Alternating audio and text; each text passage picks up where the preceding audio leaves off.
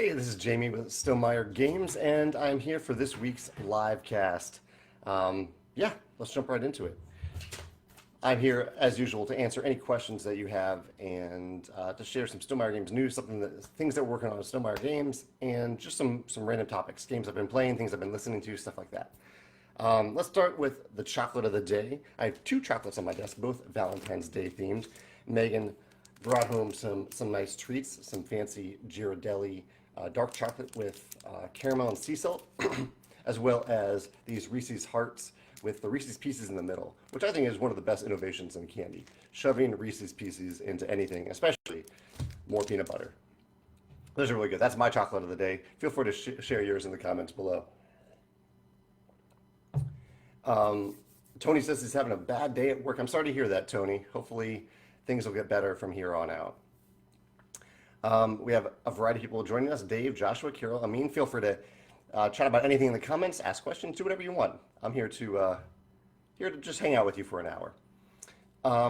Recent videos that I did a video that's been really interesting to read the comments on for Sunday. I did a video on living card games and expandable card games. I talked about a few of those games that I've played. I've pretty much only played like one game of a variety of living card games. I haven't really gone deep in any of them or gotten really into any of them. But it's a category of games that really fascinates me. And so I dove into a design discussion there about things that I've been considering if I am to design a living card game or an expandable card game.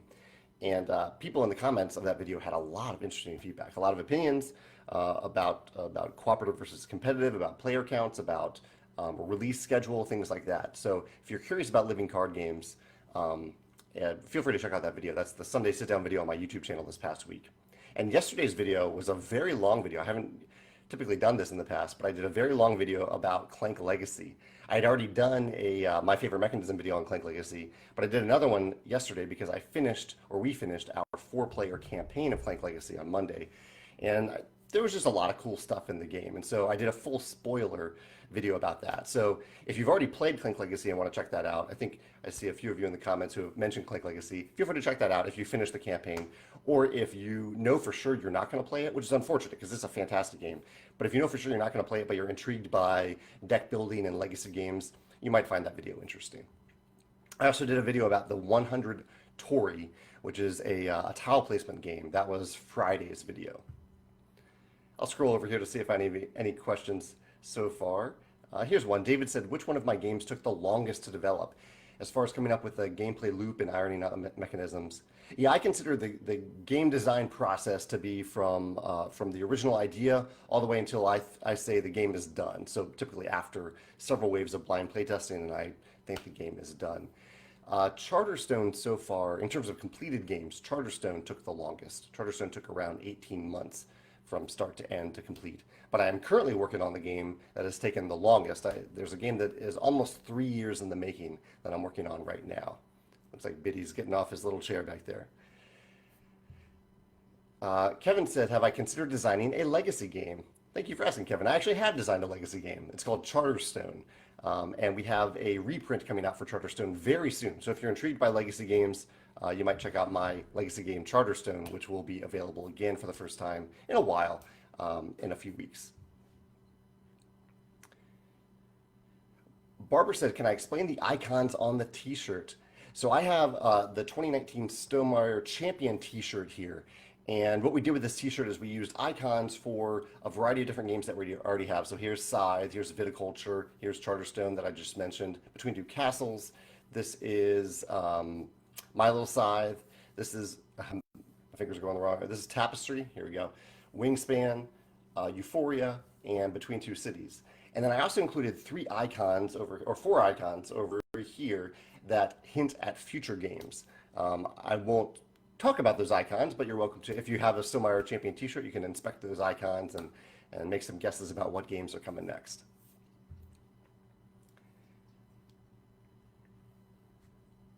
All right. So some games that I played recently. I have actually some fantastic plays of games over the last 3 or 4 days. On Monday, like I said, we finished Clank Legacy, and Megan and I did something fun. We hosted the couple that we've been playing Clank Legacy with, and we cooked a meal themed on the things that we had discovered throughout the campaign. So I don't want to spoil anything, so I won't give the game names for these things, but I'll mention what we actually made. We made deviled eggs. I made crab stuffed mushrooms. I made pretzels and beer cheese dip.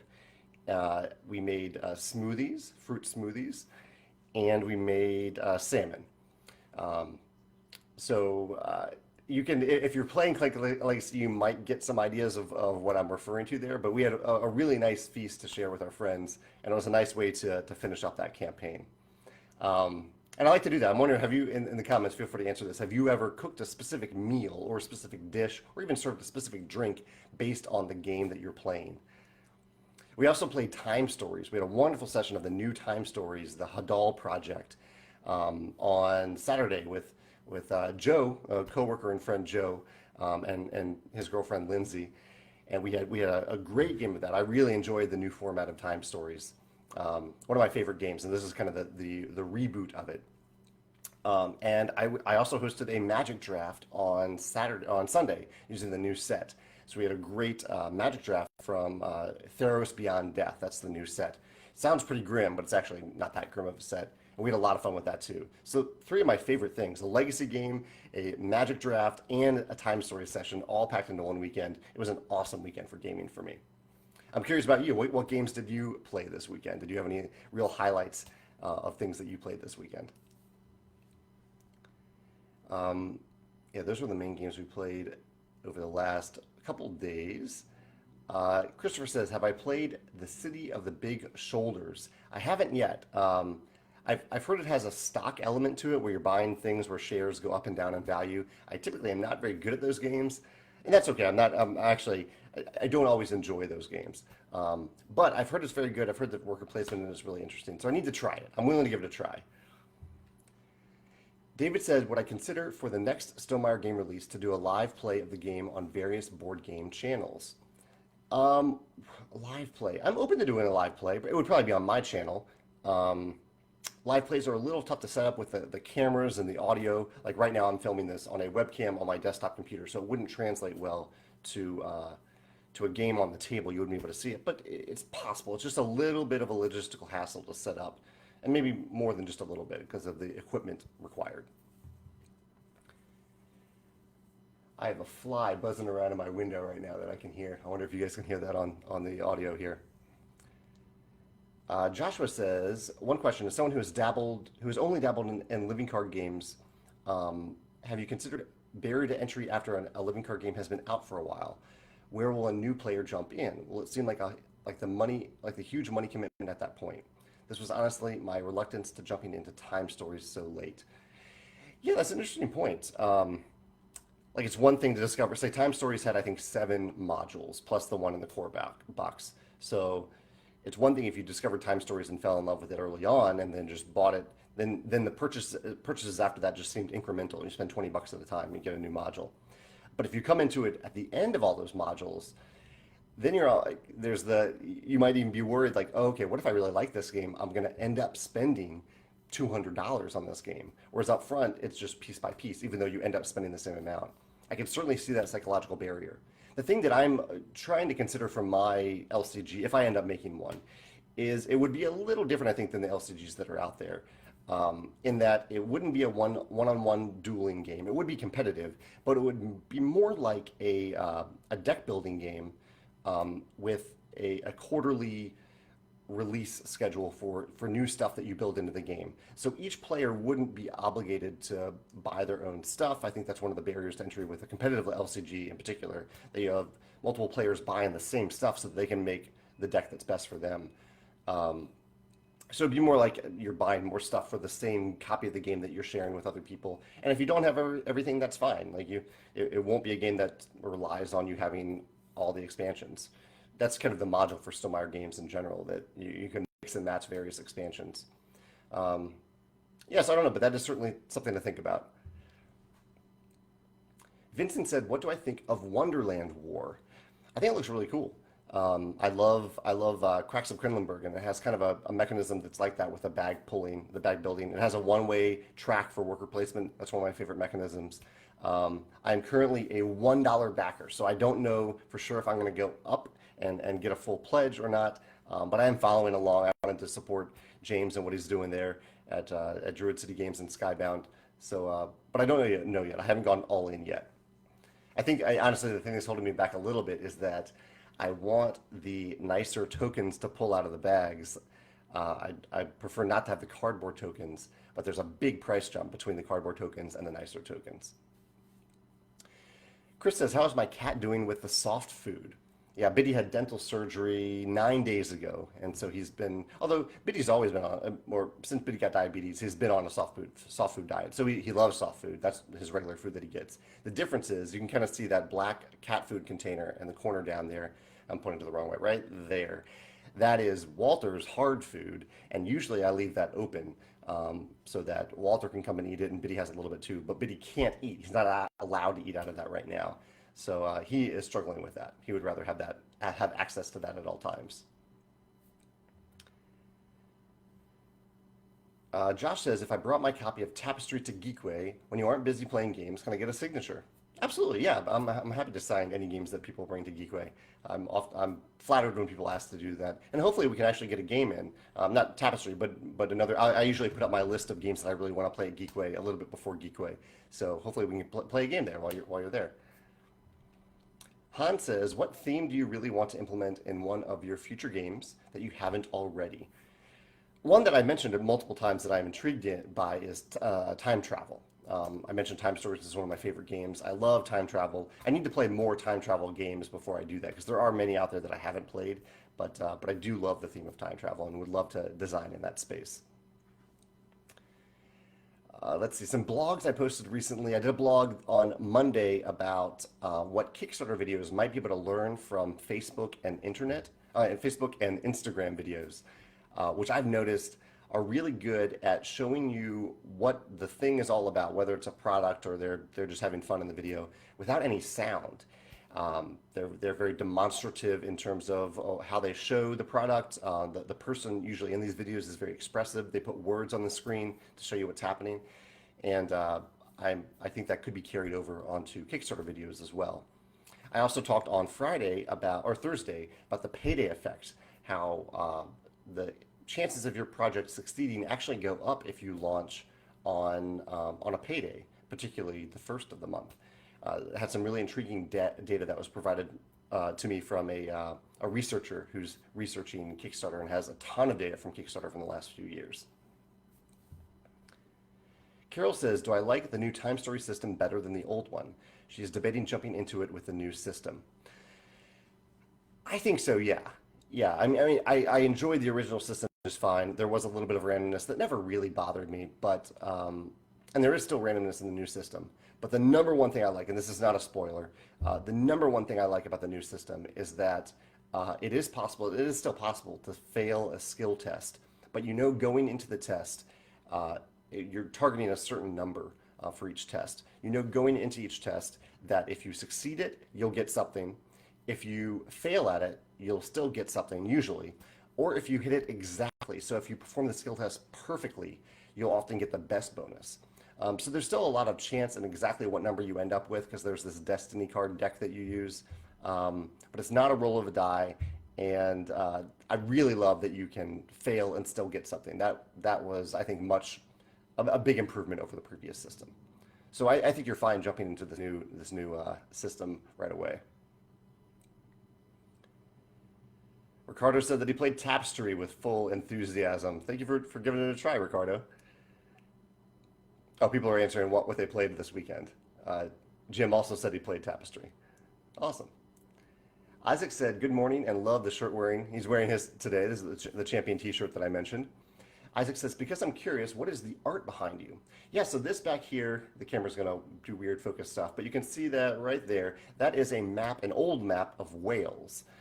That is inside an old window from St. Louis. I went to Wales. I visited Wales about 10 or 12 years ago for a trip to England and Wales because I've always wanted to go to Stonehenge. That was probably the number one target. I really, really wanted to go to Stonehenge, and it was worth the trip alone. Stonehenge is incredible. Went to Stonehenge. We also went to Wales. This was me and a group of friends and a girlfriend at the time. and just a wonderful experience there. I went to a little town called Hay-on-Wye that has the most, I think, bookstores per capita in the world. Um, Went to what was the little seaside town we went to? We went all over Wales, drove all over Wales, and then spent a few days in England. But that map, in short, is a map of Wales. Don said, "Did you say the shirt is from Mr. Meeple? It looks like one I saw there." I don't know what Mr. Meeple is, but I sure hope they don't have this shirt because this is a custom Stonemaier champion T-shirt. Dimitar says, "Do I plan on releasing a cooperative game?" And yes, I am actually actively working on a cooperative game right now. In fact, the game that I've been working on, focusing on over the last few days, is a cooperative game that's in progress, that I've been in progress for a while. So it will be my first cooperative game design, and I'm really excited about it. Really, I mean, it'll be a while before I am comfortable talking about it because it's still very much in flux and changing. But I'm really, really excited about this game. Scott says, when do you know it's time to start ordering artwork on a game? Assuming Scott is trying to self-publish. Um, it really depends. So I think the best advice would be to wait until the game is complete and then start ordering artwork. However, there are there are things to be said for ordering art or finding a great artist to work with in advance. For example, if you're trying to build a world, then I found it can be a great collaboration to work with an artist because their vision for the world can influence the game design in a very positive way, especially the thematic elements of the game design. Um, I also, it depends on your schedule and your budget. So if you have the budget and the schedule to start making the art in advance so that you can actually accelerate the schedule a little bit, knowing that there might be art that you don't end up using, then you could start making it in advance too. And that is typically what I do at Stonemaier Games. I love to world build with artists, and it means that sometimes art doesn't get used, or we use it in a very different way than I originally thought I would use it for. Um, but uh, but I start fairly early in the process, uh, just so when the game is ready, all the art is complete and good to go. Conversely, there is another game that I worked on over the last half year that the art is taking a lot longer than we thought, and so the game is completely done, and now we just have to kind of sit and wait for about 6 months until the art is ready. So I don't like that. I prefer to time the art and the end of the design of the game around the same time. I'll jump back to questions in a second. Let me see if I have any other. Okay, so a show that I'm watching right now, things that I'm watching and listening to. We're watching Lock and Key. Megan and I actually, we just finished a show called Dark, or season 2 of Dark on Netflix the other day. And then we got into Lock and Key on Netflix, which is really, really good. I'm really, really enjoying it. I love the idea of magical keys doing different things. That's a really cool concept. And podcasts I'm listening to, I just finished listening to the latest episode of the One Stop Co-op Shop, in which they talk about asymmetry in cooperative games. I also have queued up, or I'm actively listening to the Orange Nebula podcast. It's called The Outcast, and they're talking about world building here, which I find really interesting. I love listening to people, the creators and writers, talk about world building. And then I also have a Board Game Design Lab podcast queued up with Tim Eisner. Tim's here to, I think, talk about Tidal Blades and maybe Wonderland War. I think he was maybe involved in Wonderland War as well. So, but I'm very curious to hear his thoughts on Tidal Waves. I was a backer of Tidal Waves, and I can't wait to get it. So I'm curious to hear Tim's thoughts on designing big games. Dave says, he says, I know you prefer not to discuss specifics of games you're releasing until a month before they're available for purchase. Do you think this strategy is as viable for lesser known publishers or those not as connected to their player base? Or are those publishers better suited to having longer lead times to build knowledge and buzz around the game? I think that's a great question, Dave, and I think you're kind of hitting on my answer here, which yes, I think that strategy heavily depends on having a built-in base of people who pay attention to what we're doing and trust us, and are ready to jump in when we start talking about something. Whereas for, I think, publishers, I mean, publishers are many different sizes. I would say Stonemaier Games at this point is probably what you call a mid-sized publisher. But for smaller, lesser-known publishers, I agree that it's great, even for designers, it's great to start talking about your game or your design as early as possible and start building that enthusiasm for it, even though it may not come out for a while.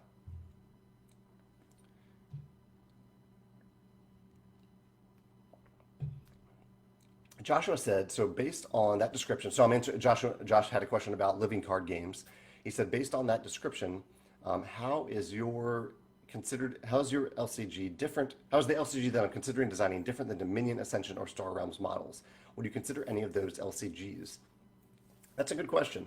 Um, I don't think they're too far off. I don't know the exact release schedule for those games. Although I think Dominion releases like maybe one expansion a year. I think this would be little modules, like a new faction or something like that, that you inject into the game every 3 months. So it'd be a much more regular release schedule. I think that's a crucial part of a definition of an LCG, that you're releasing new content on a very regular basis. Um, Otherwise, it is fairly similar to those. I think the other small element is that there would be an element of deck construction before you start playing the game. Not a big amount. I'm looking more at the Marvel Champions model of taking a few modular decks, kind of the Smash Up model too, and putting those decks together at the beginning of the game, and then playing. So it's maybe a little bit like Smash Up meets a deck builder meets like a deck builder being a game that you are changing your deck during the course of the game as well, meets a living card game where you have regular releases, regular new factions or packs coming out on a regular basis. Tasha says, will I be at Origins? And no, unfortunately, Tasha, I won't be there. George says, have I seen the Batman animated series adventures on Kickstarter now? You know, I haven't seen that. No. Is it worth looking into? What looks cool and unique about it? Ricardo says, can I ask what you think of Stuffed Fables?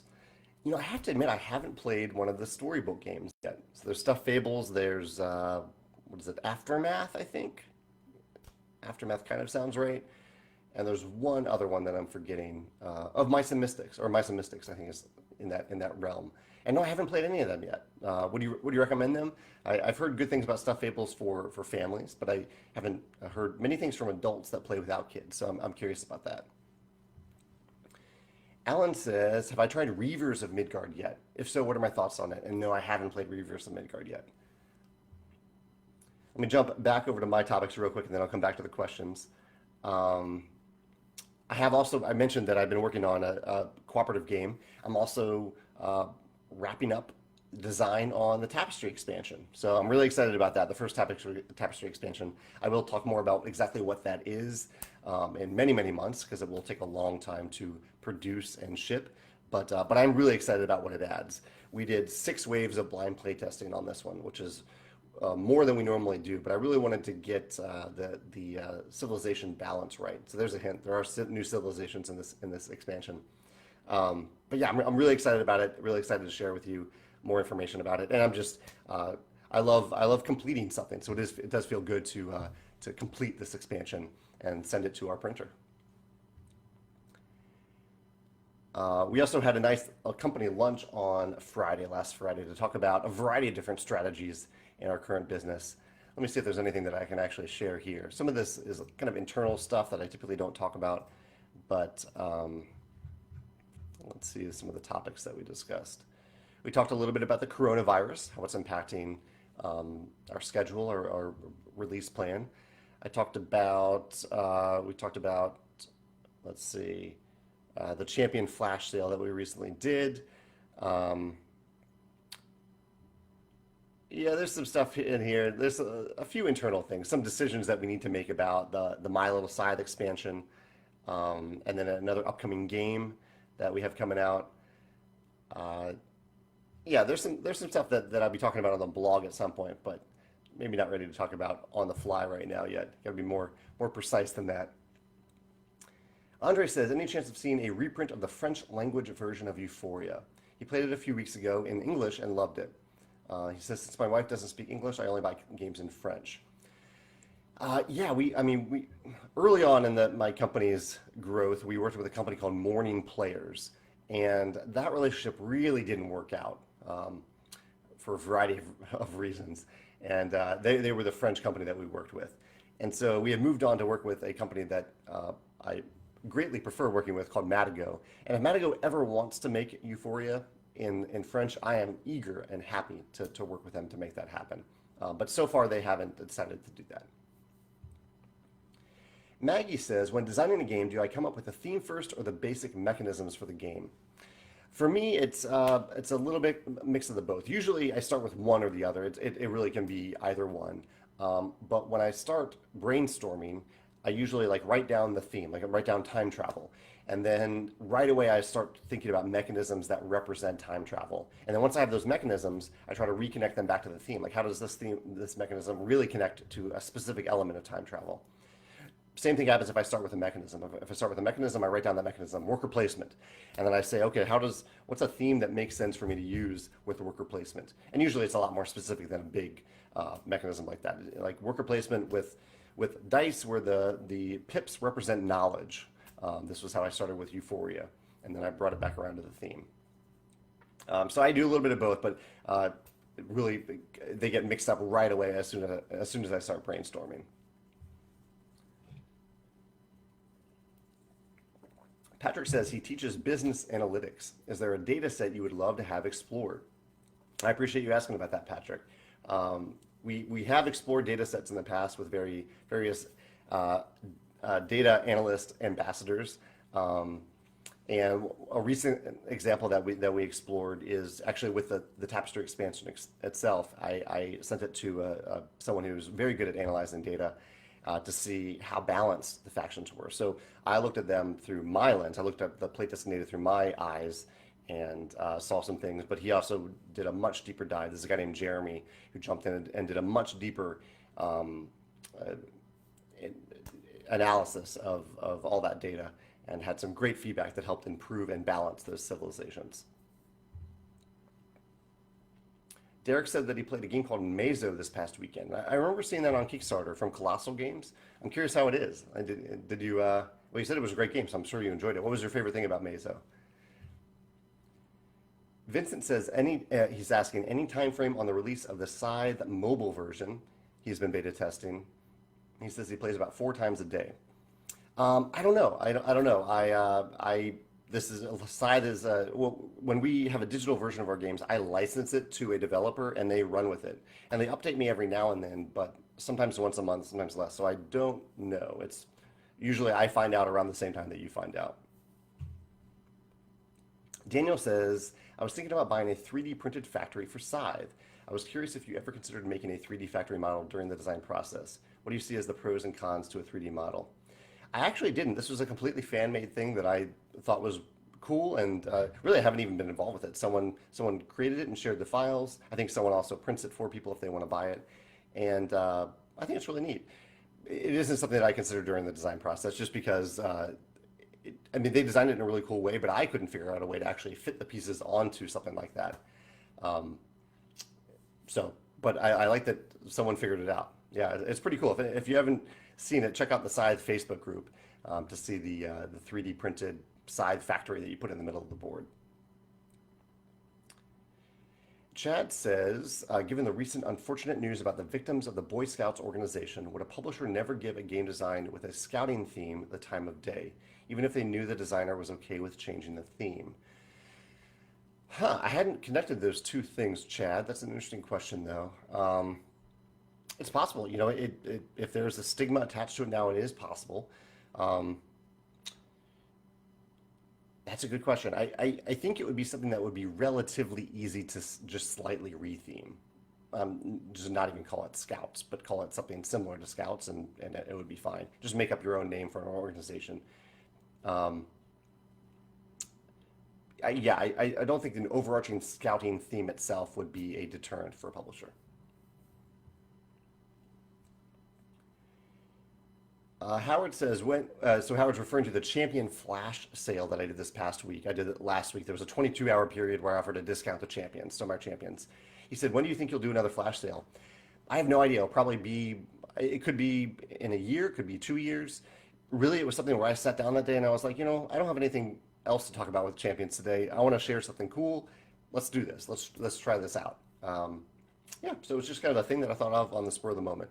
But if you are looking to buy stuff from Stonemaier Games, I would greatly recommend not waiting for a sale, because we very, very rarely put things on sale.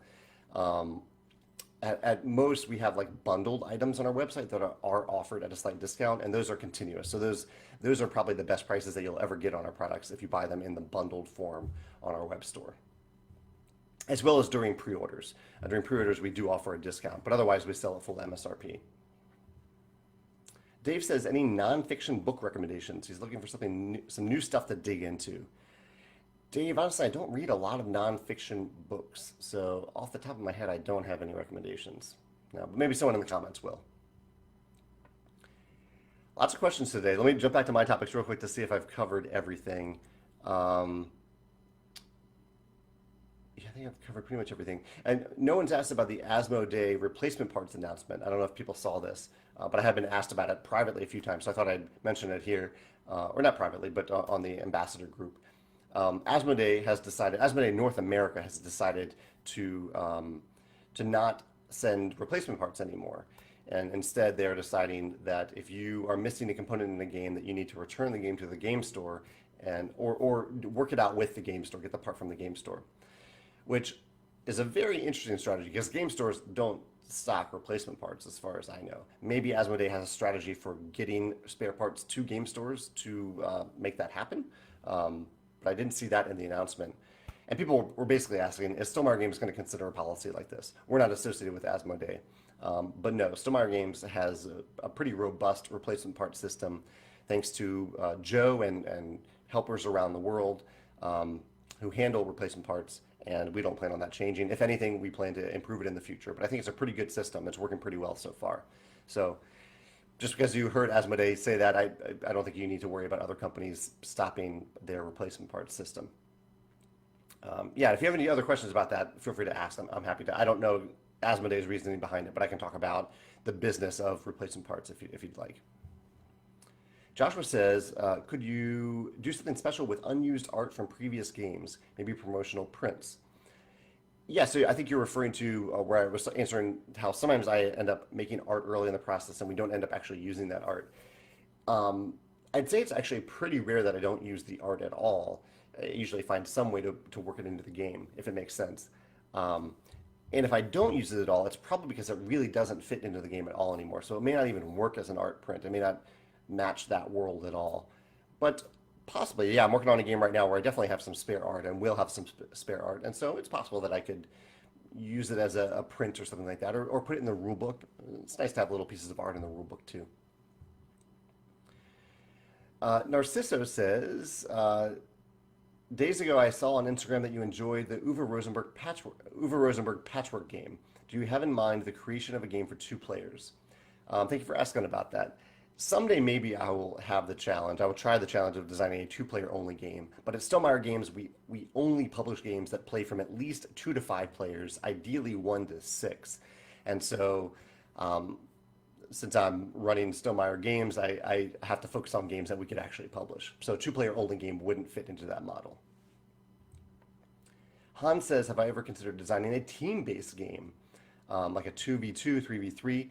Yeah, if I did a team-based game, it would end up being at least 3 players versus 3, and it could be played at odd player counts down to 2 and even down to 1 player, ideally.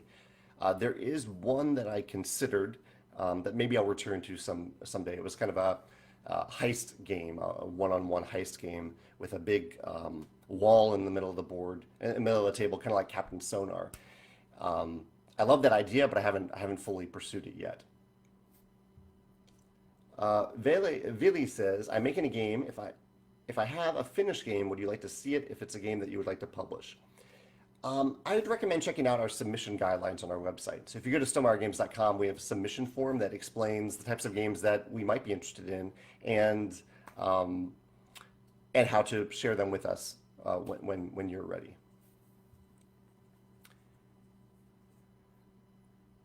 Steven says, seems like there has been a high number of high-profile Kickstarter projects so far this year. Do you think that is a trend or that we are paying more attention to it? Which Kickstarter projects are you currently looking forward to the most? It's hard to say. I mean, I think Kickstarter has been kind of a high-profile place for games for a while. Games from companies of small, big companies, all different sizes. I have seen some of the big hitters come out this year, but I think we'll continue to see it because I think a lot of companies still use Kickstarter to launch their products.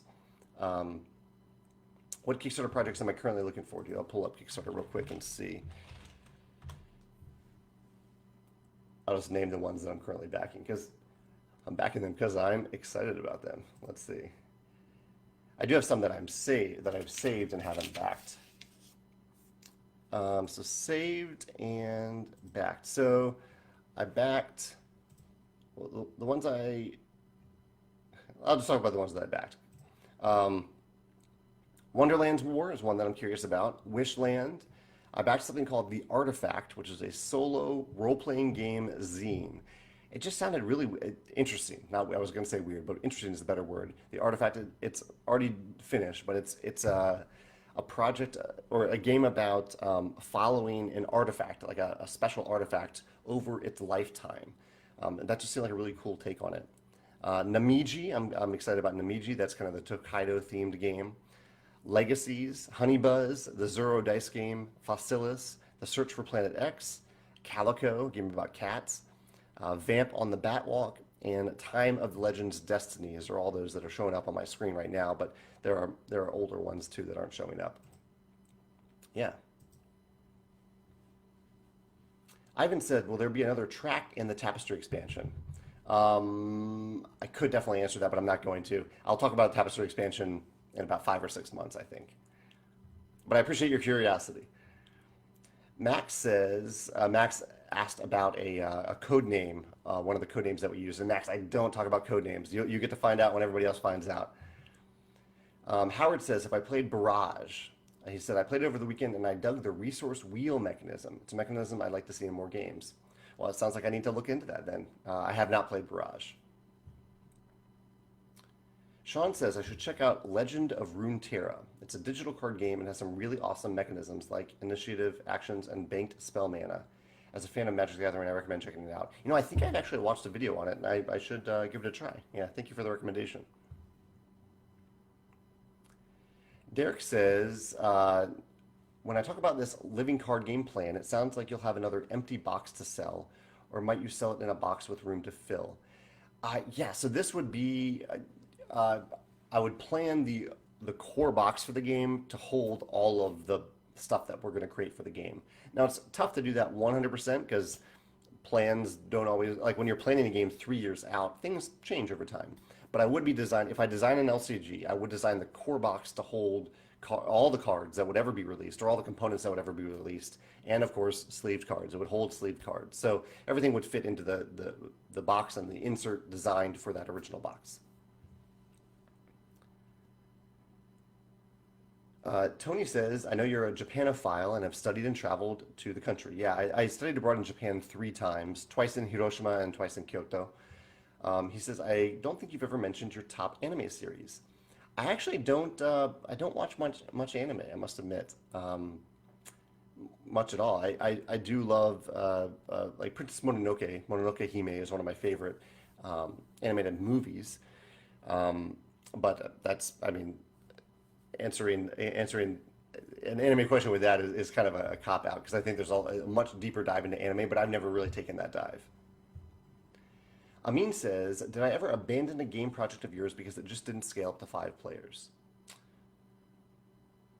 You know, I don't think I have. I think I really only pursued game design possibilities that could scale up to 5 players or up to 6 players from the start. So it's possible that I had a very early idea that I was like, oh, this just won't scale, but it never got past the brainstorming stage.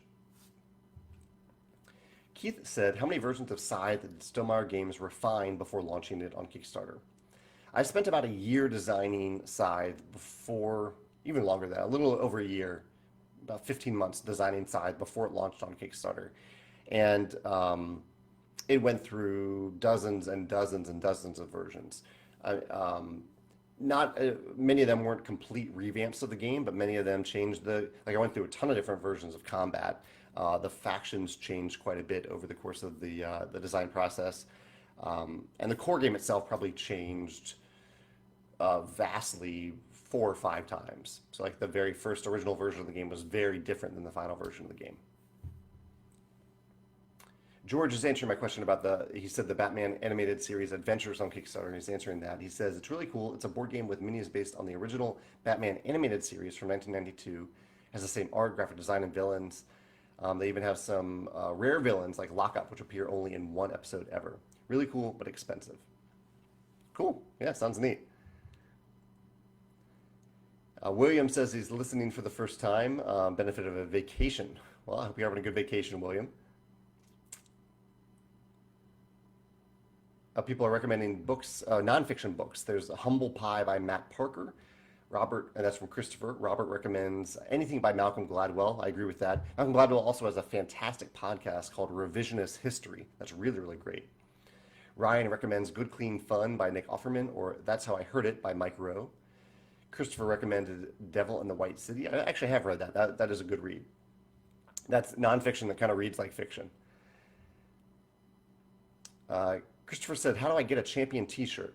Well, first you got to sign up as a Stonemaier champion. You may have already done that, and then you have to wait for me to announce that we're making a new T-shirt because this shirt we only printed once, and we'll do another one sometime in the future. I don't have an exact release plan, but at some point in the future, I think I'll probably do it yearly. I'll do a yearly champion T-shirt. That one of the few things that I think we'll do on a limited basis, just so they're a little bit extra special. And since it's just a T-shirt, it doesn't matter. You don't use it for a game. Gary says, what game do I think is best for playing on a plane? Yeah, that's something Megan and I debated before going to New Zealand in the fall. And we ended up going with Star Realms, which really wasn't a game that could work on the plane, which we realized. We played it on a ferry that we took from the North Island of New Zealand to the South Island. Star Realms worked very well for that. But on a plane, you're limited to those tray tops. So you either need something that you only hold in hand or that is very, very small.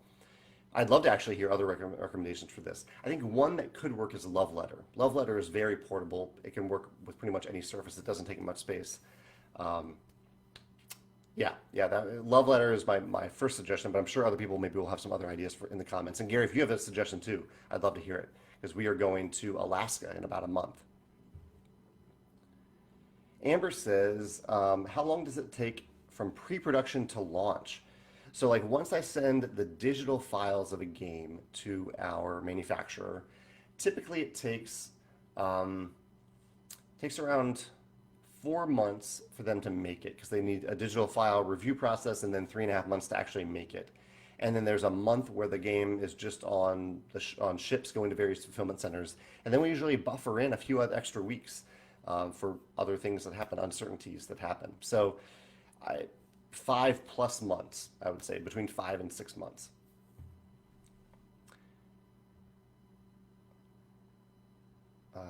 Sean says, have I ever played Master Thieves? And no, I have not played that. Is that a tabletop game? I don't think I've even heard of that, which is rare. I've heard of most of the games that are out there at this point, even though I haven't played them. Nathan says, I love how with Wingspan your components, like the card market and the card tray, help with organization as well as game function. Thank you. Yeah, I thought that was kind of neat to use the lid of the box for the card tray for the game. Will this be something you explore more with future games since things like broken token inserts are so popular? Yeah, I mean, I love having every element of the game be useful in some way and ideally multiple ways. So if there's a good match for that in the future, I certainly will consider it. Yeah.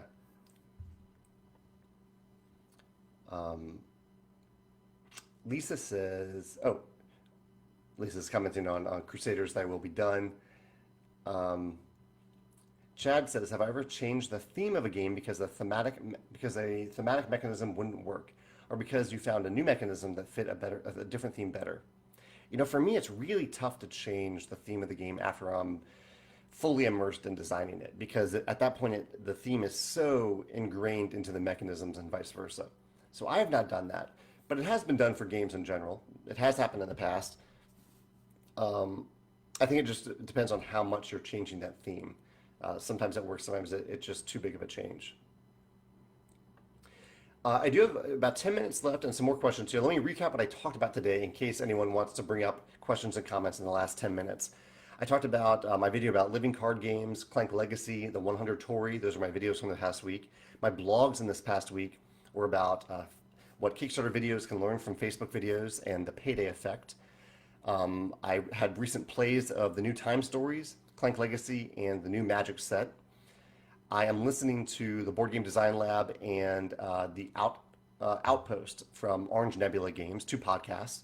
I'm watching Lock and Key, and I recently finished season 2 of Dark. I'm currently working on my open world game and finishing up the Tapestry expansion.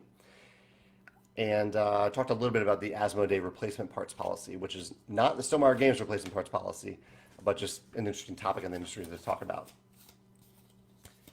Simon said that you said you would design a large box for game to hold everything that would be released for. This is specifically for the living card game. This isn't something that I usually do. I don't like to have a lot of empty space in boxes. I like to have enough for an expansion or two, but I'm not going to put a giant box out without knowing how well the game is going to do. This is specifically for living card games. Okay, I'll read the rest of your question now. Simon says, would this mean that you would cut the packaging to almost none for the subsequent things to be released for it? And yes, the answer would be yes there. I'm trying to find a way that to have very disposable, but somehow hopefully environmentally friendly packaging that you could just when you buy the new faction or whatever it is that you throw away the packaging and just toss the cards into your box in the insert where I've designed the slot for those cards. Chad says, I've ever found myself very prepared for a live video way before you were scheduled to go live. What do you do? No, I mean, usually I'm working on stuff right up until this. Today I did my workout and shower like right before this. I work from home, obviously. So I usually go right up until 10 before I jump on. If I am a little bit early, then sometimes I will start it a little bit early if I'm just ready to go. But usually I can find something to do that fills the time for a few minutes.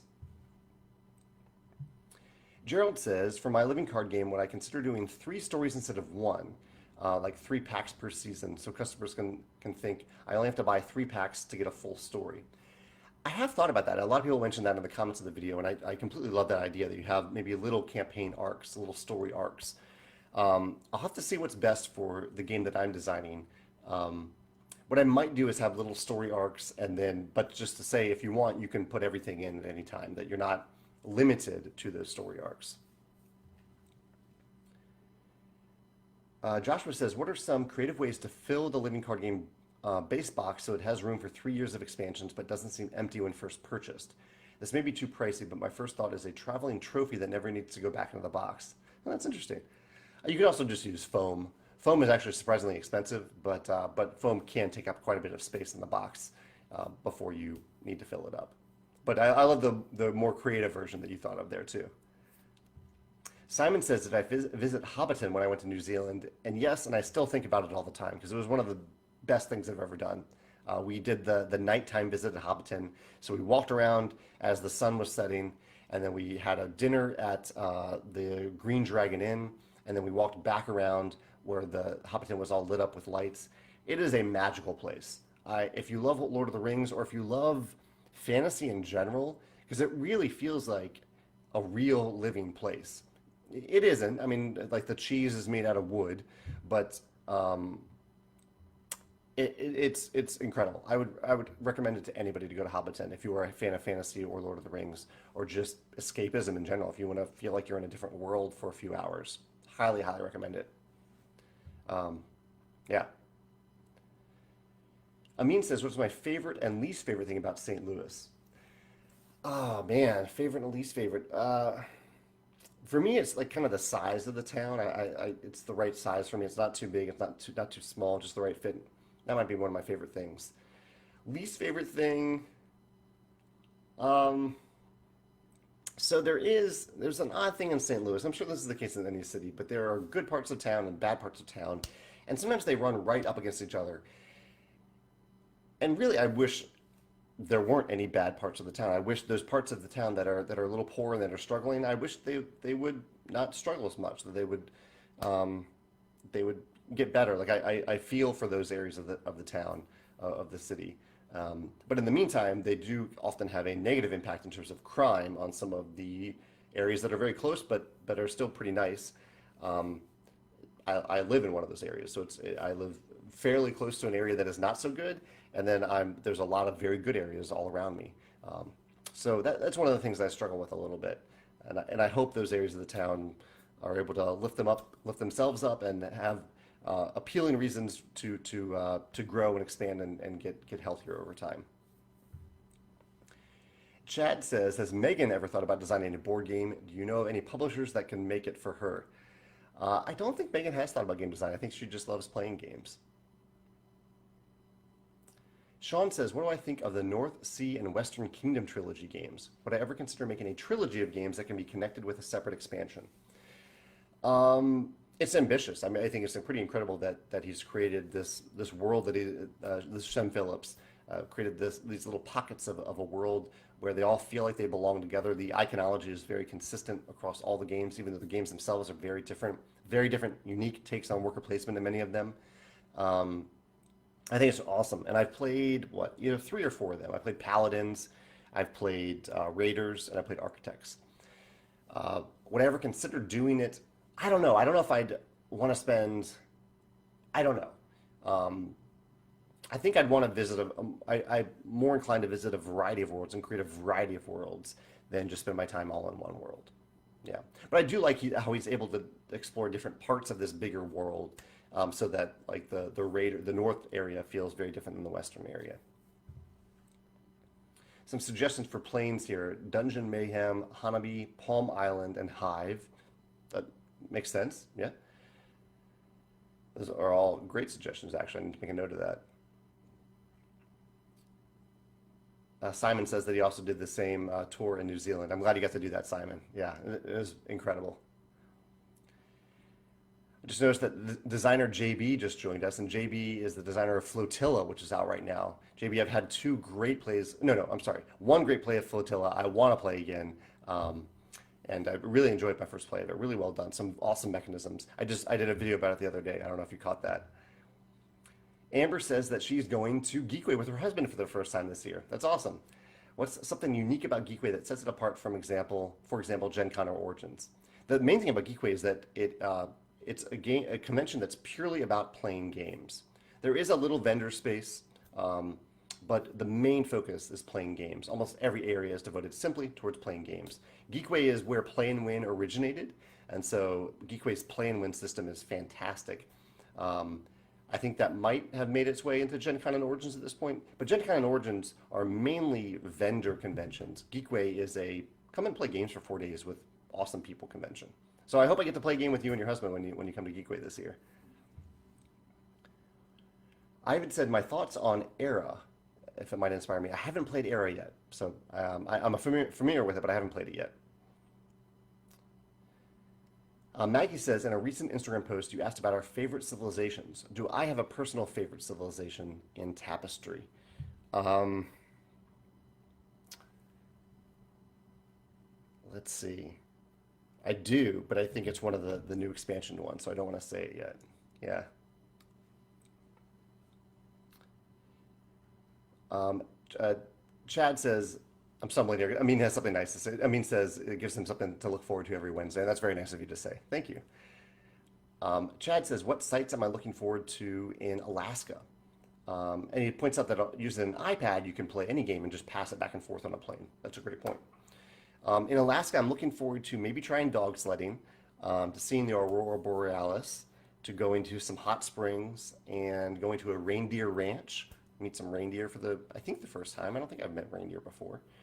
And trying local food. I love trying local food when I travel. I'm pretty much vegetarian at this point. I've been going down that road recently. I still am open to other foods on special occasions, but so I'm curious to try out local vegetarian dishes in Alaska. And if there's something unique that I can only get in Alaska that isn't vegetarian, I'm happy to try that as well. All right, it looks like I reached the end of the questions right at 11 o'clock. That's perfect timing. Thank you all for joining me today. If you have any other questions that pop into your head after you watch this, the best place to post them is on YouTube. I'm going to put this video on YouTube right now. That's where I'll get better alerts for it than the ones that Facebook sends me or doesn't send me. So thank you for joining me. I will see you next Wednesday around the same time. Take care.